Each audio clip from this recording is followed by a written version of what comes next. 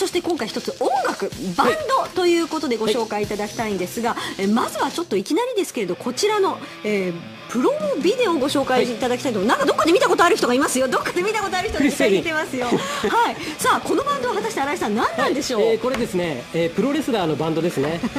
モーターシティマシンガンズですよね。クリス・セイビン、アレックス・シェリー、それとプラス PT ウィリアムス。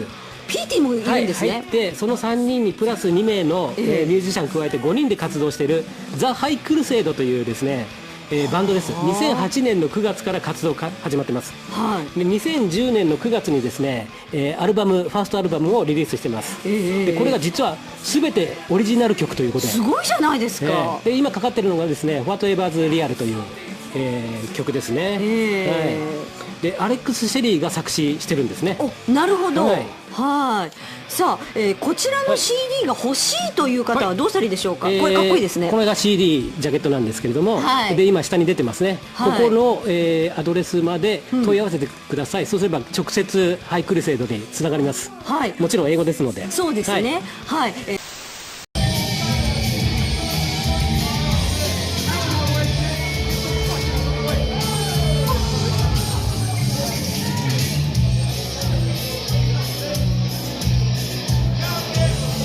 Calm down, buddy.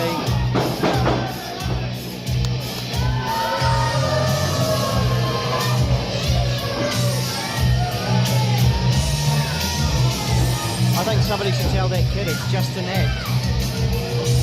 That kid looks rather pissed off. Although there might be an act in that too. Oh yeah, you might be right there.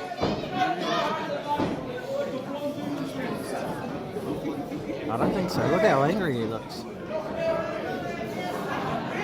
Yeah, you're probably right.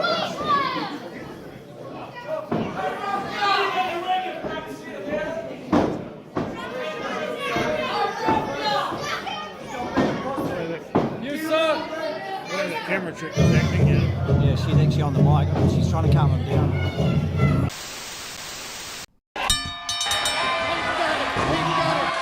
Wrestling is storytelling. The good guy versus the bad guy, the heel versus the face. But last weekend in Irving, a storyline promoted by World Class Pro Wrestling wasn't part of the show. And it was one of the most horrifying things I've ever seen. The guy in the luchador mask is Devin Nicholson, a.k.a. the Blood Hunter. At the end of his match, this attack on referee Lando Del Toro was scripted. Del Toro was supposed to cut his forehead while no one was looking so blood would spill onto the mat. This next part wasn't scripted. It's pretty graphic, so we're not showing you, but Del Toro says Nicholson started stabbing his head with a metal spike over and over again when the cut, quote, wasn't to his liking. Del Toro was taken to the hospital and is recovering. His referee shirt still soaked in blood. And someone could have lost their life because of it. World Class Pro Wrestling CEO Jerry Bostic says Nicholson will no longer wrestle for him, and Del Toro, he isn't pressing charges. It was unnecessary.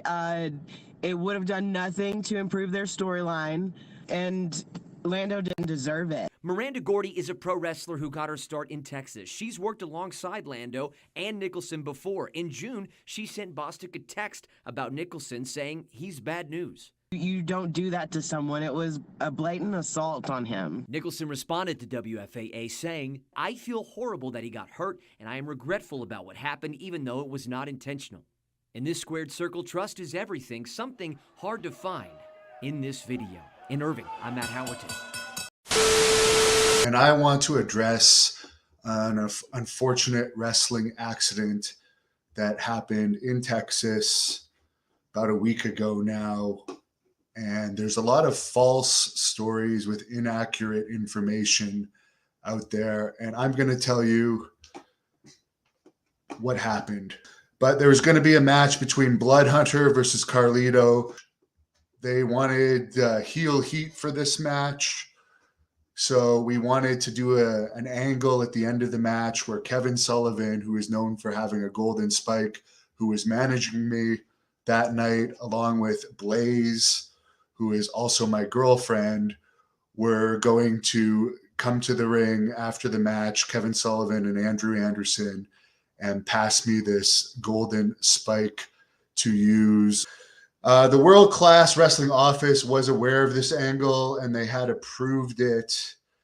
And I did find the referee myself. Here's a conversation I had with the referee before the show where he had said that he had bled before the hard way. The hard way is not bleeding with razor blade cuts, but actually bleeding from direct trauma from the head. He was okay with the angle. He was going to cut himself with razor blades in the match. When the match ended, he was not supposed to referee the actual match. There was any other matches on the show that evening at all. They put this match on before intermission with me versus Carlito because they were expecting the referee to get a lot of blood. He said he was going to get good color. He actually told my girlfriend before the match that he was going to get really good color too. And he told the Daily Beast, actually, quote here, that, quote, a proper blading requires 3 things according to Del Toro: aspirin, preferably a shot of whiskey to thin your blood, and you also need to sweat, end quote. So if he believes whiskey and aspirin helps thin your blood to make you bleed more, I didn't see him take a shot of whiskey or aspirin before the match, but I'm going to assume he must have to get the blood flowing better. Now let's take a look at what actually happened. I just want to be clear here. I was not actually supposed to hurt him with the spike. I had the spike in my hand. The main part of it was on top of the hand, and I did not realize there was anything poking out the bottom. Now let's watch the first part of what happened here. Here I am with this spike, and the referee actually has a blade in his hand, and he's blading himself right here. He just cut himself. Look at his hand. He's putting it in his pocket, this blade that he had in his hand, and you can see I'm pretending to bite his forehead. I'm not actually biting his forehead. It's a work. And I didn't actually think I was stabbing him either. And he is selling here. He's not telling me to stop. He's not putting up an X. To me, he looks like he's selling. Nobody on the outside seems that concerned about his well-being here, because that is exactly what was supposed to happen in the ring. If something goes wrong in the ring, the people on the outside should be putting up an X saying to stop. It was already predetermined that Blaze was going to come in the ring and pull me off. But there was also supposed to be referees and announcers trying to pull me off that whole time, and they didn't. They didn't go in the ring, and I don't know where Kevin Sullivan was during that whole mess. He probably went back, fought to the back with Andrew Anderson and Carlito, as was planned. Let's look at the second part here, where I have him, where, by the way, this is not a real choke. Look where my arm is. It was not under his neck. It was above his chin. And there's a 135-pound Blaze pulling off a crazed psychopath. So this 135-pound woman pulls me off. And after this, it was scheduled that I was supposed to attack the announcer. As you can see, they go along with what's scheduled. They don't put up an X. There's the fake belt to the back. Nobody's running from the back to help the referee. Everyone's just going along with the script here. This is fan cam, cell phone footage. And here I am as scripted, going after the announcer. Nobody's telling me just go to the back. Something fake is coming. Here comes help from the back, but they're not working on the referee. They're working the angle that was planned here. Everybody's on me. They're not putting up X's, telling me that this guy's hurt. Just go to the back. Let us work on him. They're doing the angle. So I had no idea that anything unusual had happened until I got to the back. Had I known that he was actually getting more hurt than his blade marks, I would have gone to the back. So I feel a lot of the heat was put on me for this. From my understanding, the company didn't have insurance, liability insurance, which I always personally get for my events. They didn't seem to have paramedics on site. And I did talk to the referee as well. after, where I told him I had seen the hard camera footage, and he told me he didn't hold any grudge towards me. I apologized. He said, shit happens. And I thanked him for the situation. And he also said he wanted $200 to cover his medical expenses. I later gave him another $500 above the $200. I don't know I know he had more medical issues. I don't know what he has covered by insurance and what he doesn't. But I do find it strange that his initial ask was only for $200 and then his GoFundMe was for $10,000.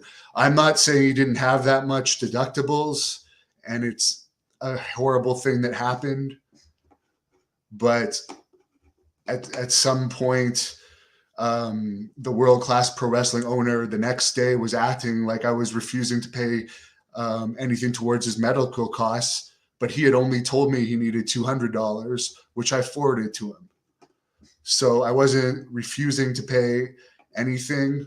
I think there was a lot of miscommunication in this situation. I regret my part in it. I truly feel bad for him. I felt terrible for him all week. And I'm glad that he has, from what I understand, the staples out. And I'm glad he's doing better. And I wish him a full and speedy recovery. And that's my side of it. And now it's out there.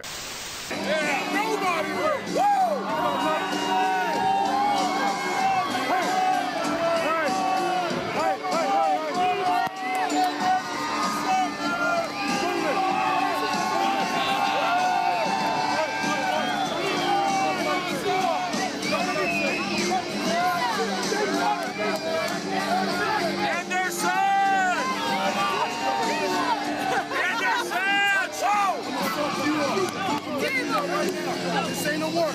It's a shoot. If you put your hands on him, I guarantee you, by the time she pulls out that gun, I'm gonna fuck you up.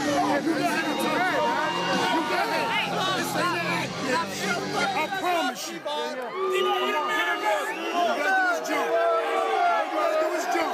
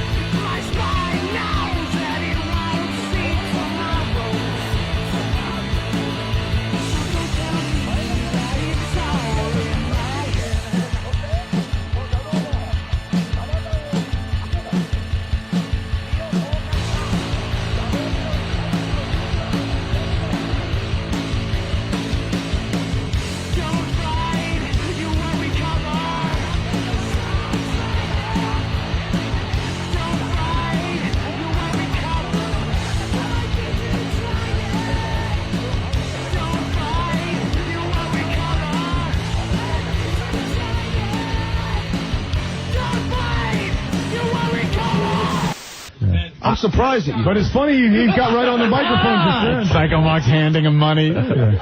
Kill Rick. I'll give you 20. Because Mark's too much of a pussy to do anything. $50. Oh, Dirty, you're awfully quiet all of a sudden. Yeah, Dirty. Let me tell you something. He knows. Big deal. All right, let me tell you something. I got choked out by Stevie Richards, and we were supposed... Stevie Richards? Who? Look, they're laughing at you, Opie. You got choked out by who? And you admit that? And you actually on the air in public? That's like saying that you go down on the street and you put you in the stocks, you'd be a gay ATM. The guy's 6'2", 240. Laugh all you want. 240? Yeah, he's 240. Not on his best day. You got choked out by Stevie Richards. I got choked out. His face is red. He was ready to fall down. He lifted me up by my neck and choked me out. I'm shocked. I'm stunned. And this guy doesn't flint when I come near him. Wow. He don't flinch. I'm aghast. Oh, that's it. He's all jacked up. You don't think he's like a tough guy? Stevie Richards? I could have sued Stevie Richards because I didn't touch him. I would, if I were you, I wouldn't even. Don't bring this up. Don't tell nobody that. Don't tell people that, okay? Let me go to Joe. And you can't bring that up in a lawsuit because then you'd be out admitting again in court that you actually got choked out by Stevie Richards.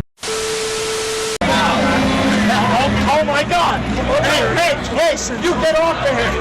You get off of him! He's my partner! He's my radio partner! Get off of him! God damn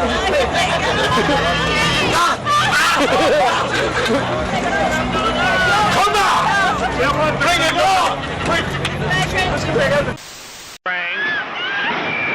Headbutt. Jimmy Hart put over the top of him. Cornette getting the referee up. Oh, no. F 1, 2, 3.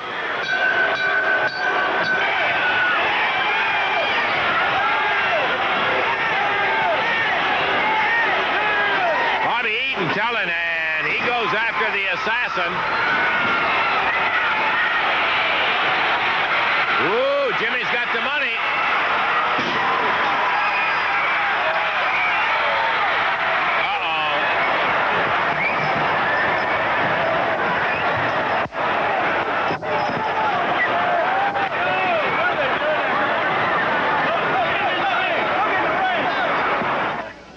I tell you, that was some kind of bizarre, too. And let me remind you and ask you, please, under no circumstances to ever jump up in the ring like that. We certainly don't want anybody hurt, and that would have been an instant where it could have happened in there. It was a wild moment, I'll tell you, for a living fact.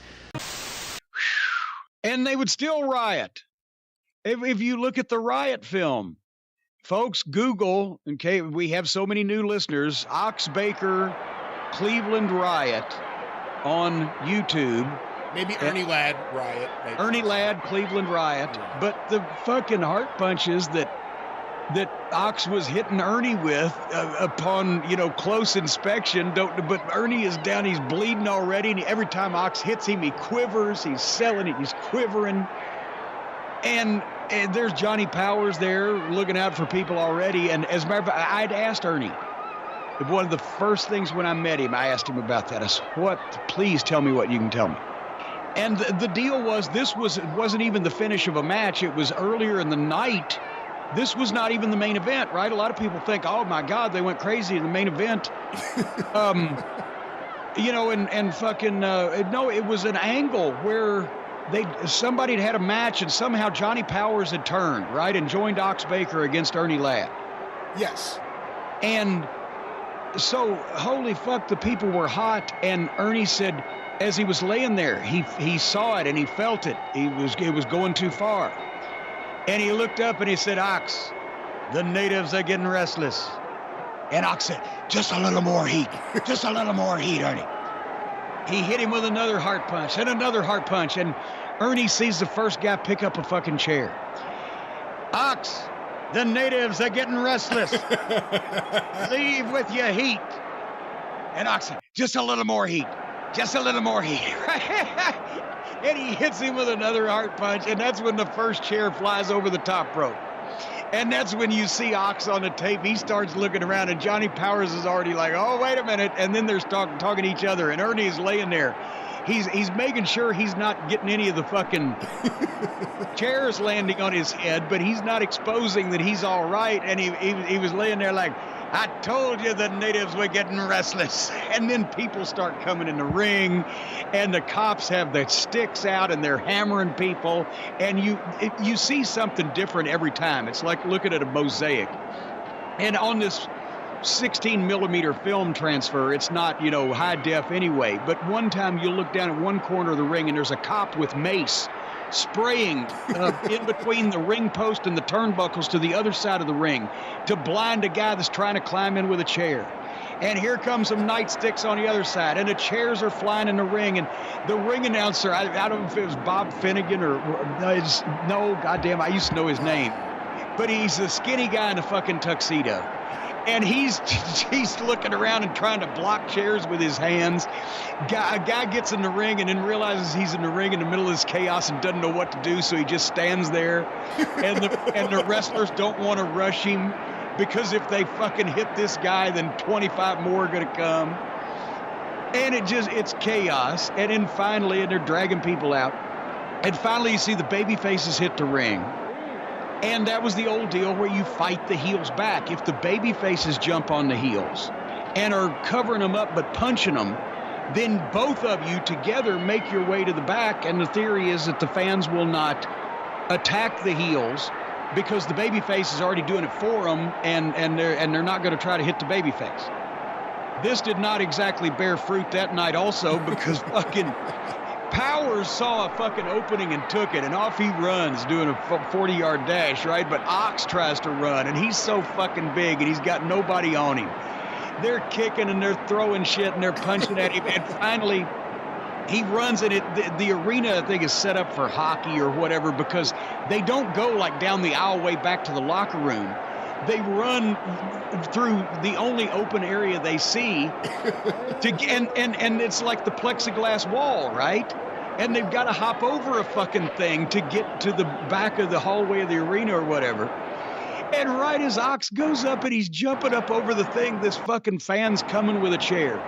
And the last shot you see before the fucking film clip ends is the fan swings the fucking chair, boom, and crowns Ox right on the back of the head, and boom, and he goes over the thing and it goes dark. And he had that fucking scar, well, for the rest of his life, obviously, but it added to the appearance, but it looked like he'd had a goddamn lobotomy on the back of his fucking head when he turned around.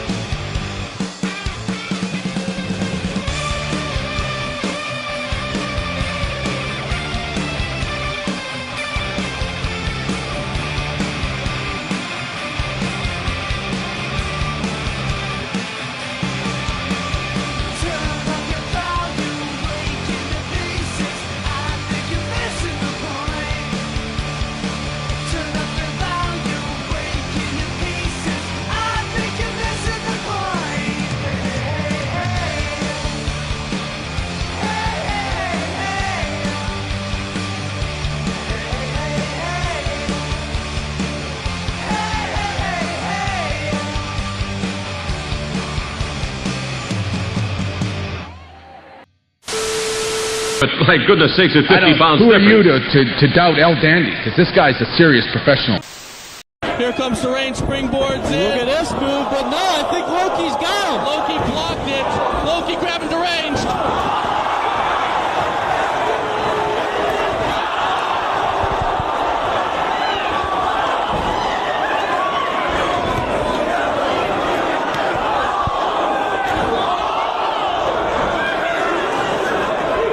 Chris Lovey, I think that explosion just occurred right here. I think Loki's about to get charged for attempted murder. If this keeps up, Loki unleashing all that anger and aggression on Deranged. Deranged completely helpless.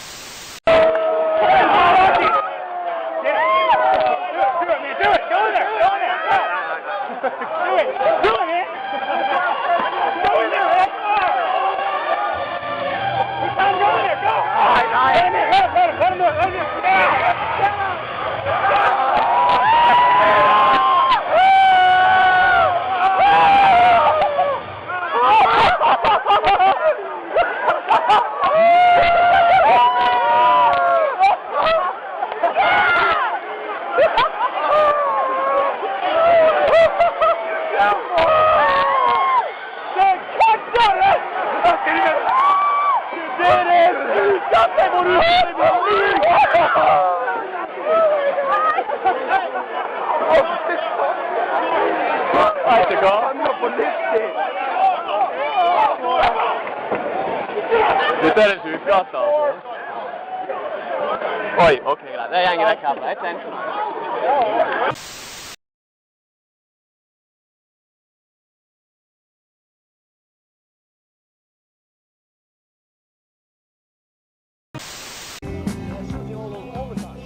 In the golden days of wrestling, everybody was looking for a bit of fun, and they asked me so many years ago if I would be a referee at a charity match, and I said, no, won't be a referee, but I'll fight.